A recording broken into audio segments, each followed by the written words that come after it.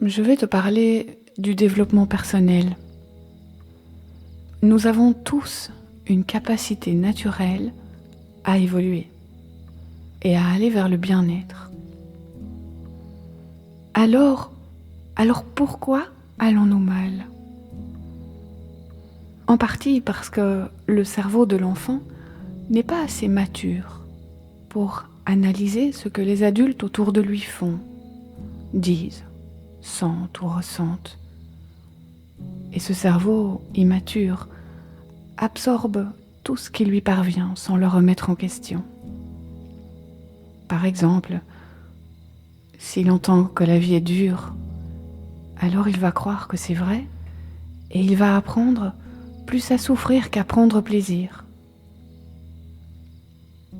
Comme le dit Paul Watzlawick dans son livre « Faites vous-même votre malheur », une idée, pour peu qu'on s'y accroche, avec une conviction suffisante, qu'on la caresse, qu'on la berce avec soin, finit par produire sa propre réalité.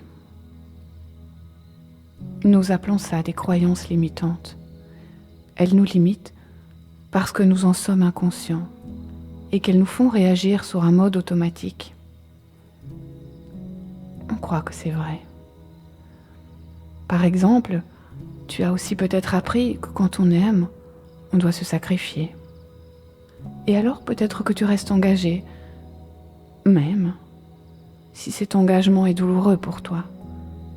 Tu as aussi peut-être entendu que l'herbe n'est pas plus verte ailleurs, et alors cela t'empêche peut-être de bouger, de changer. Peut-être crois-tu aussi qu'on se marie pour le pire.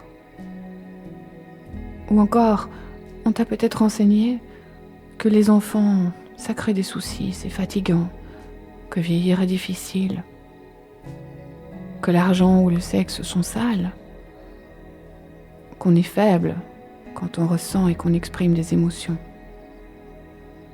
Ou que pour être aimé et reconnu, il faut que tu sois parfait. Donc, ce qui nous rend malheureux, c'est de vivre dans ce monde qui évolue très vite, avec des pensées qui, elles, n'ont pas évolué. Pourquoi tenons-nous si fortement à ce que nous pensons être des vérités ? Mais comment sais-tu que c'est vrai ? Que ressens-tu quand tu te dis cela ? Et comment te sentirais-tu en te répétant exactement l'inverse, par exemple, que la vie est belle, ou qu'aimer, c'est prendre plaisir et partager. Et si on faisait l'expérience d'y croire, et puis tu vois ce que ça donne.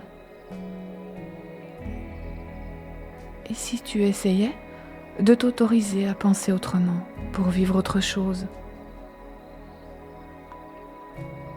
Après, c'est toi qui vois, c'est toi qui décides.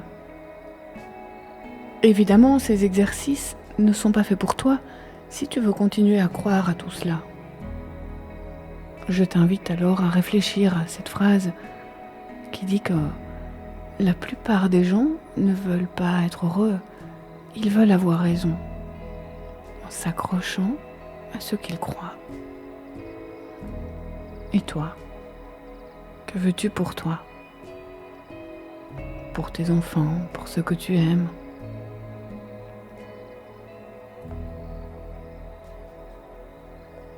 Et si le développement personnel, c'était grandir sainement, digérer des expériences de vie, apprendre de ses erreurs, développer des habiletés, ouvrir des portes, essayer des chemins et y rester seulement s'ils ont du cœur, s'ils te procurent de la joie.